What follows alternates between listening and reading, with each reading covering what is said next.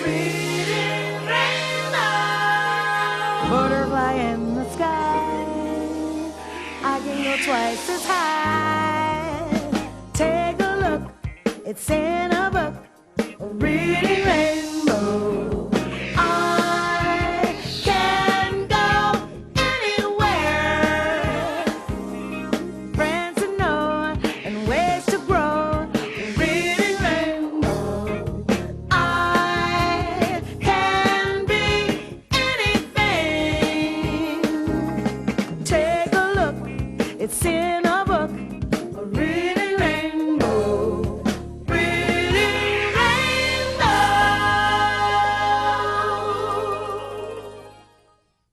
Tampoco, aunque no tengas fortuna, me querrás poquito a poco. ¿Qué voy a hacer si de veras te quiero? Ya te adoré, olvidarte no puedo.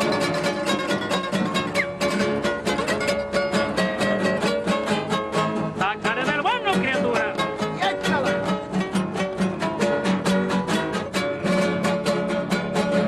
Yo sé que hay muchas mujeres más.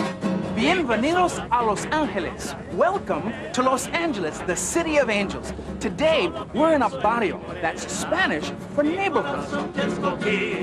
There are barrios in cities all across the United States. Each has its own flavor and personality. Que quererlo, ¿qué voy a hacer si de veras te quiero? The people who live here are Mexican American, and their culture is an important part of our national heritage. Aye! Yeah! When you're in a new neighborhood, you make all sorts of wonderful discoveries. Candela's Guitars is a spot some good friends told me not to miss. I was thinking we should make this to match the rosette. Same. Yeah, that'll look fine. Para que quede. Hola, amigos. Hey, ¿qué pasó? Hey, good to see you. Good to see you. This is the Delgado family. 3 generations of guitar makers. This is Tomas. How you feeling? All right. This is Senor Delgado, Candelario, and Manuel. So you were going to show me some guitars today. Oh, sure. We're glad to. Yeah. Great. Come on back here. You ready to wait here? Just come back here and I'll show you one of our most famous looking pieces here. Look at this guitar. This is called a bajo sexto. Bajo sexto. Bajo sexto. Now, bajo sexto, that means 6-string bass. bajo, Bajo bass. Sexto 6-string. But actually it's in octaves, so it's a 12-string. but it has 12 Right. strings. And it sounds, a lot like very totally different. Listen to that sound. Now, Candelario, you make these guitars all by hand. Yes, we do. Yes. Everything here, all you see here is abalone inlay. But This is just abalone that you can find at the beach. yes, correct. Wow, you put all of these little pieces of abalone in here by Yes, we hand. did. So your We do a guitars lot of- are not just guitars, they really are works of art. Thank And what you. a sound they make. Do that again. Yes.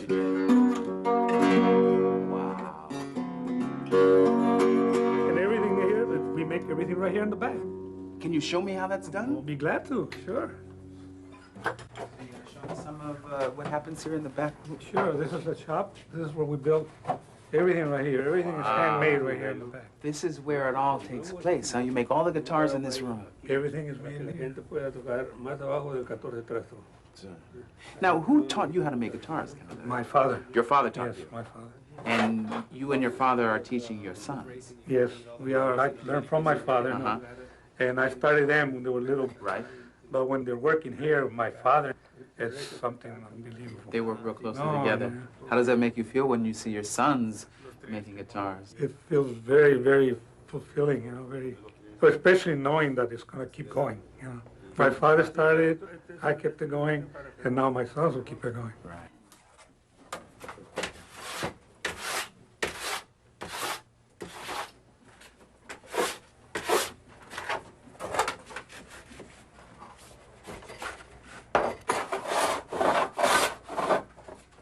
Saying, where do you want the cutaway to be? Are you going to Doesn't move make a it this side or this difference. side? Doesn't make a difference.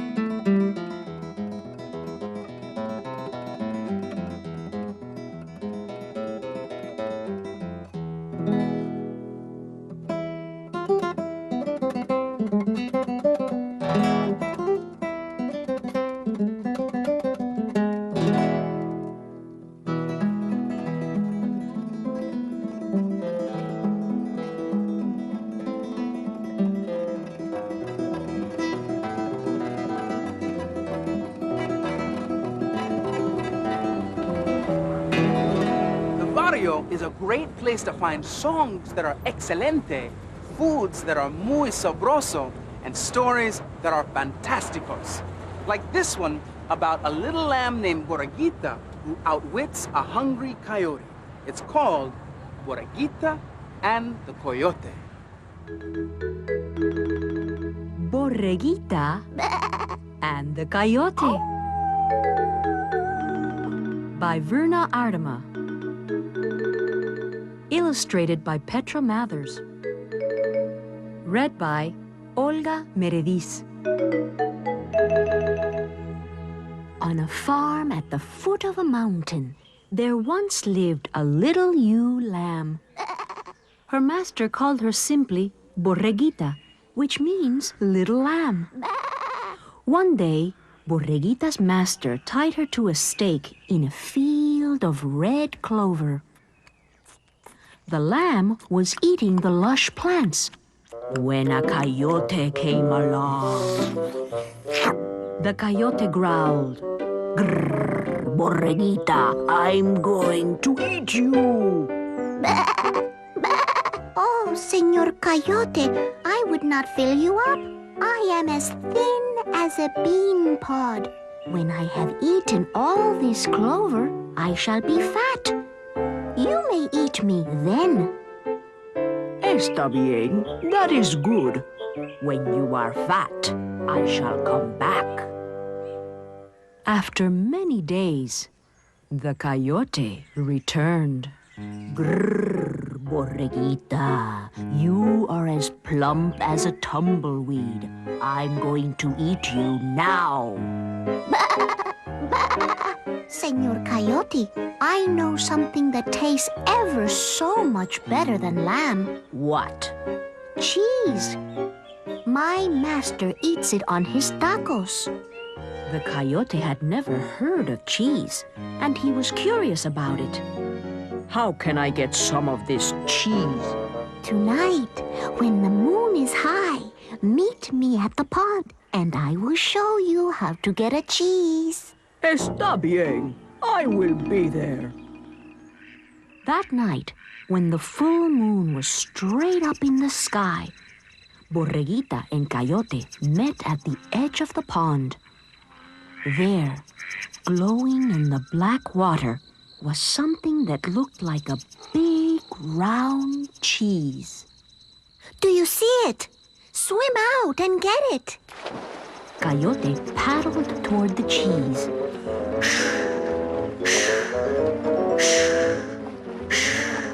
But the cheese stayed just so far ahead. Finally, he opened his mouth and lunged. Whoosh! The image shattered in the splash. Pond water rushed into Coyote's mouth. Coughing and spluttering, he turned and headed for the shore. When he reached it, the little lamb was gone. She had tricked him.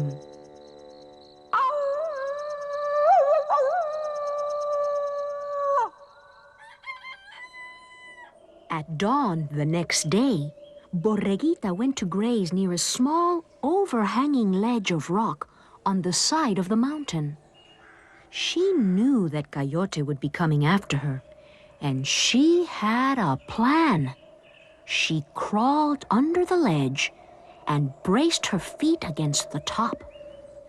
When Coyote found her, he growled, "Grrr, Borreguita, I see you under there." Bah!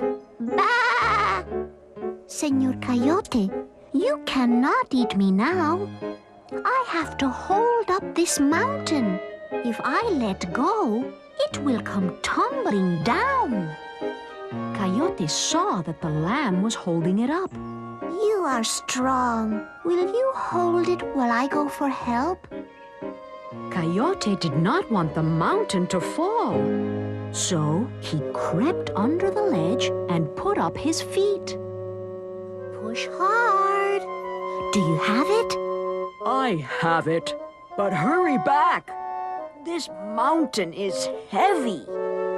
Borreguita rolled out of the cave and went leaping all the way back to the barnyard. Coyote held up that rock until his legs ached. At last he said, "Even if it falls, I'm going to let go." The coyote rolled out and covered his head with his paws. The mountain did not fall. Then he knew the little lamb had fooled him again.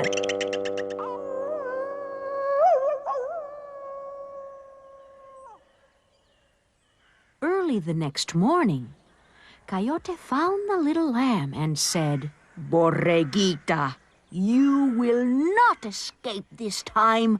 I'm going to eat you now." Bah! Bah! Senor Coyote, I know I deserve to die, but grant me one kindness. Swallow me in one piece so that I won't have to suffer the biting and the chewing. I couldn't swallow you all in one piece even if I wanted to. Oh, yes, you could. Open wide, and I will run and dive right in. Coyote opened his mouth wide.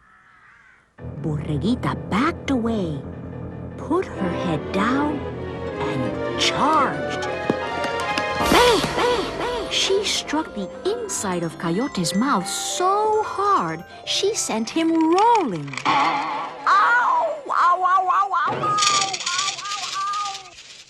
And from that day on, Borreguita frisked about, and Coyote never bothered her again.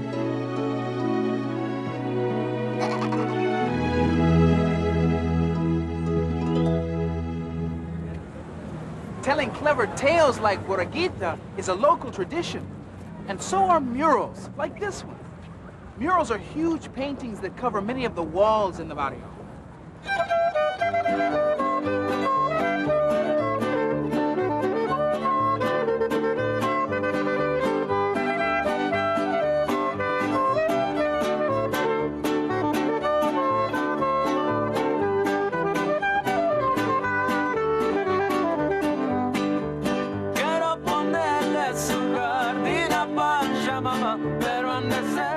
I'm Judy Baca, and I'm a Chicana mural painter.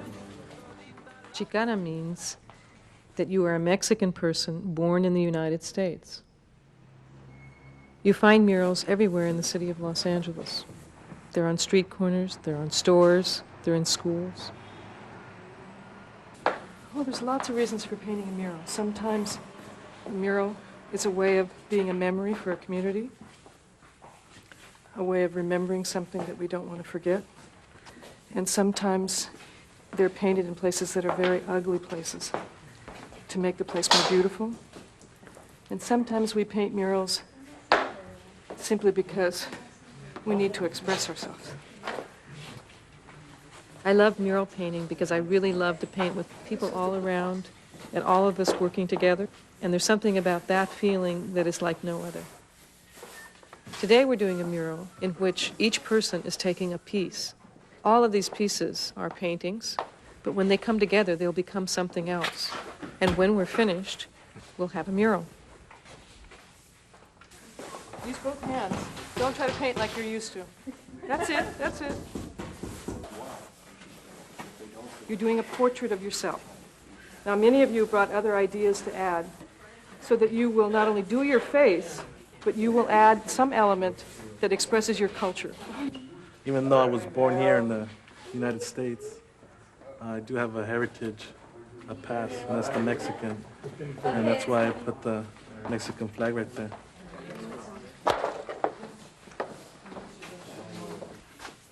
You are messy. I know. You're the messiest painter in the room.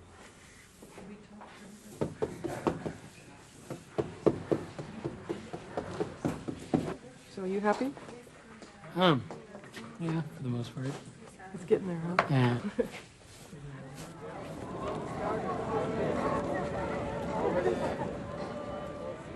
We're in Venice, and Venice is the beach community of Los Angeles. And it is an amazing place on a Saturday or a Sunday afternoon. It shows you the diversity of Los Angeles. And so the representation of all of the various cultures in this mural is a perfect thing for Venice, California.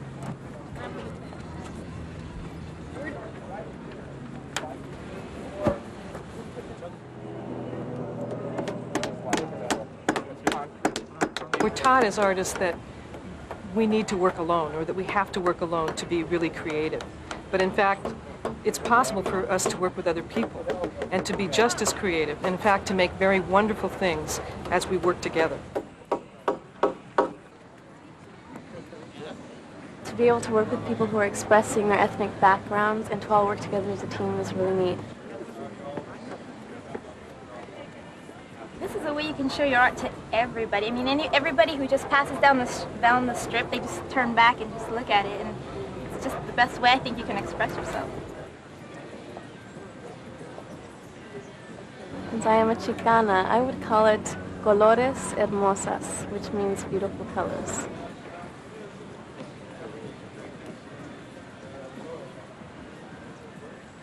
I think Haciendo Caras, Making Faces, is the name of the piece.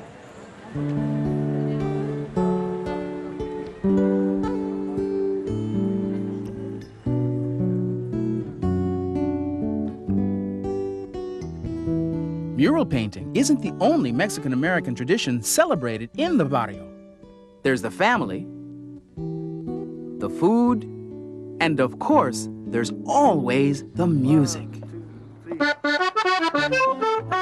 Here's one of America's hottest rock bands, Los Lobos. The guys in this group are Mexican-American and they grew up right here in East LA. Hey,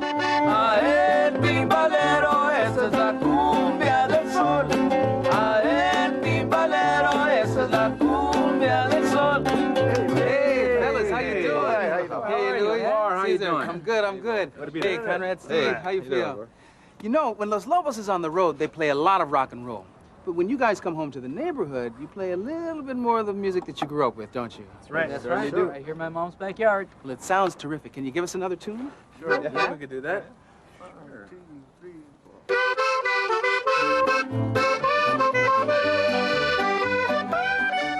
The music that we play is called música folclórica. That's Spanish for folk music. It's music that belongs to the people. This is music that we grew up with, listening to it on the radio. Our parents played it on the record player, and it was all around us living here in East LA.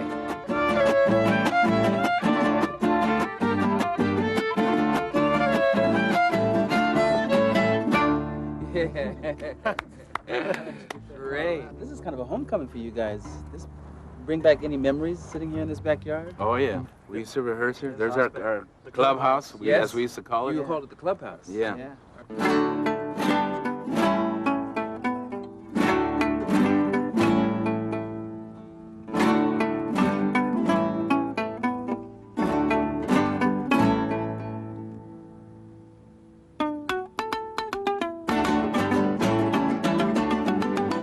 Canelo is a song that's about a boy who's called El Canelo. Now, Canelo means cinnamon, so it probably has something to do with his brown skin. And it talks about him going to the market to buy lettuce to make salad, and about a lot of different things. It's kind of like the day in the life of this little boy named Canelo. ¿Dónde vas, Canelo, caramba, por la madrugada? ¿Dónde vas, Canelo, caramba, por la madrugada? A cortar lechuga, Canelo, para ensalada. A cortar lechuga, Canelo, para ensalada. A la tripi, caramba, tripa de mapache. A la tripi, caramba, tripa de mapache. We love playing música folclórica because we learned it from our parents, and we would like to keep it alive and pass it down to our children.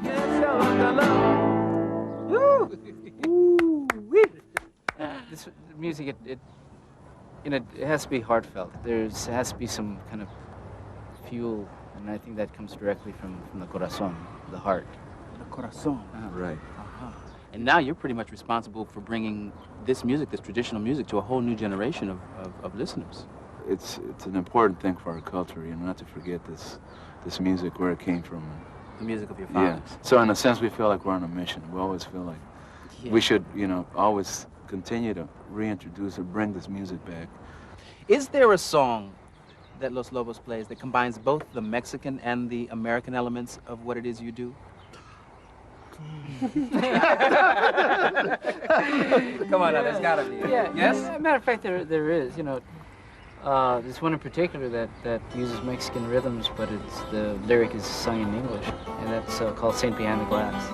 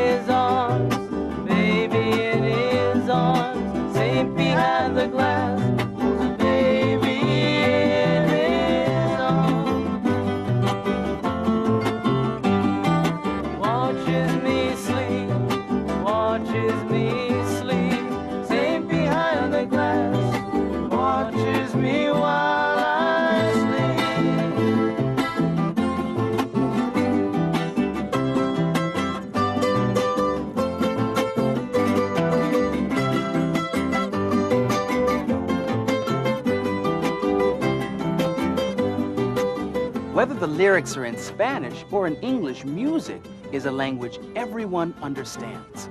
And so are books. So here are 3 that translate into pure fun. Pero no tienes que tomar mi palabra. But you don't have to take my word for it. Buenos días, amigos y amigas. Let me tell you about a beautiful story. It's called Diego. Diego was born in the mountains of Mexico. Drawing was Diego's favorite thing to do. He painted all the different things he saw. Diego loved the Mexican people, and he loved the Mexican land. His paintings were very famous. They still are. I'm Nancy Rojas, and this book makes me proud of my people. I recommend you read Diego. Hi, my name is Gianna. I just read a funny book called 3 Little Javelinas. It might just remind you of a story you've heard before. Once upon a time, 3 little javelinas were walking through the desert. Javelinas are hairy pigs. Each javelina went off in a different direction.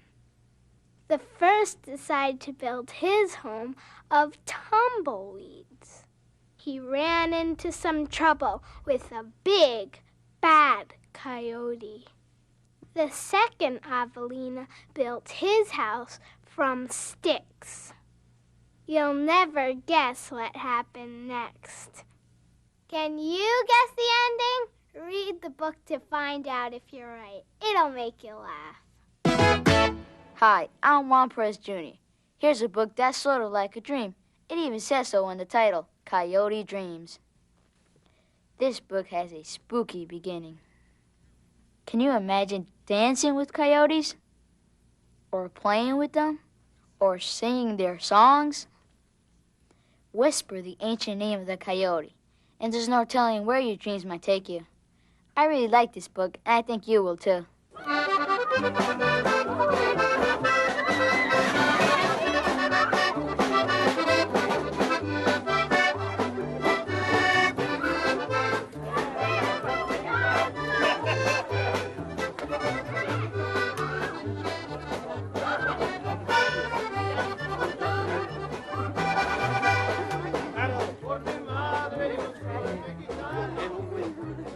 Yes, go ahead. Put some more on there. All right. Thank you very much, Juanita. You know, Americans enjoy lots of different traditions, and a party is one of our favorites. And when Los Lobos plays in their own backyard, the whole neighborhood comes out to enjoy the fiesta.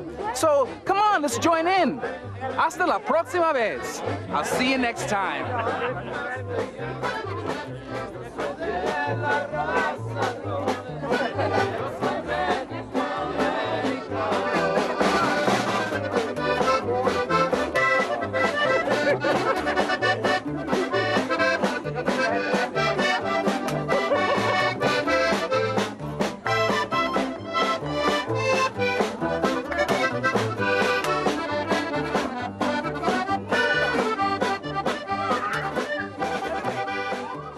Today's Reading Rainbow books are Borreguita and the Coyote by Verna Ardema, illustrated by Petra Mathers, published by Alfred A. Knopf. Coyote Dreams by Susan Nunes, illustrated by Ronald Himmler, published by Athenaeum, an imprint of Macmillan Publishing Company. Diego, written by Jonah Winter, illustrated by Jeanette Winter, published by Alfred A. Knopf. The Three Little Javelinas by Susan Lowell, illustrated by Jim Harris, published by Northland Publishing Company.